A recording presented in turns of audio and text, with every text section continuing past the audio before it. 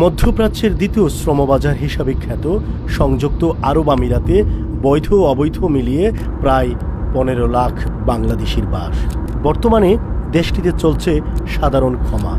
সময়ের সঙ্গে তাল মিলিয়ে মানুষের চাহিদা পূরণে এবার তাই যাত্রা শুরু করল বাংলাদেশি মালিকানাধীন বেশ কয়েকটি ট্রাভেলস ও ইলেকট্রনিক্স কোম্পানি।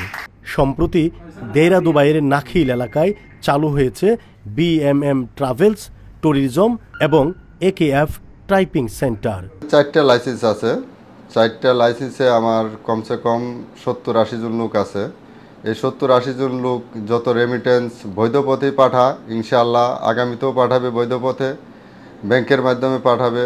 এটার জন্য আমি সবাইকে এটা আহ্বান করছি, সব স্টাফদের, যে সবাই তোমরা বৈধ পথে টাকা পাঠাইবা। বাংলাদেশকে এগিয়ে নিতে প্রবাসীদের সাথে আমরাও কাজ করে যাচ্ছি, ইনশাআল্লাহ আগামীতেও কাজ করব। নতুন নতুন ব্যবসা প্রতিষ্ঠানের মাধ্যমে ব্যবসায়িক পরিধি বৃদ্ধির পাশাপাশি কর্মসংস্থানের বড় বাজার তৈরি হচ্ছে বলে মনে করেন দুবাইয়ের বাংলাদেশি ব্যবসায়ীরা। আমিরাতে সাধারণ ক্ষমা চলায় ট্রাভেলস ও টাইপিং সেন্টারের কর্মতৎপরতা বাড়বে বলে আশা করছেন তারা। দীর্ঘদিন ধরে আমি দুবাইতে আছি, আলহামদুলিল্লাহ সফলতার সাথে আমরা খুব ভালোভাবে এখানে কাজ করতেছি এবং 400 লোক ওয়ার্কার আমার আছে, সবাই ভালোভাবে কাজ করতেছে। বৈধ পথে আমরা রেমিটেন্স পাঠাচ্ছি বাংলাদেশে। আরও 4 থেকে 500 লোক আমার এখন নিয়ে আসতেছি বাংলাদেশ থেকে, যারা কাজ জানে তাদেরকে আমি নিয়ে আসতেছি আমার কোম্পানির জন্য।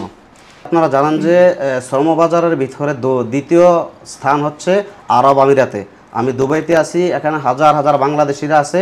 তাদেরকে একদম সহজভাবে সার্ভিস দেওয়ার জন্য আমি একেএফ গ্রিন টাইপিং ট্রাভেল এজেন্সি এখানে নিয়েছি। আজকে এই নতুন এটা আমার আরও বিজনেস আছে, ফিরোজমুরাতে 3টা মোবাইল শপ আছে, আনিক ইলেকট্রনিক্স, আর আমার 17টা কোম্পানি আছে, সেগুলি হলো আমার নামে সবগুলো কোম্পানি। এখন ওগুলির ভিতরে থেকে আমি নিজে ভিসা করি, আমার নিজের অন্য কোনো কোম্পানি থেকে আমি ভিসা করি না। এগুলি হচ্ছে আমার সবগুলো দুবাইয়ের ভিসা। খুব সহজভাবে একদম আমি বাংলাদেশিরা নিয়ে আসতেছি, এখানে আইনা কাজে দিতেছি, সবাই কাজ করতেছে আলহামদুলিল্লাহ, বৈধ পথে রেমিটেন্স সবাই পাঠাইতেছে। ব্যবসায়ীরা আশা করছেন শুধু শ্রমবাজার নয়, নানা আনন্দ আয়োজনে আমিরাত আবারও ভ্রমণ পিপাসুদের জন্য চমৎকার গন্তব্য হবে। এতে বাংলাদেশিদের জন্য প্রচুর কর্মসংস্থানের সুযোগ বাড়বে। মেহেদি হাসান, চ্যানেল আই, সংযুক্ত আরব আমিরাত।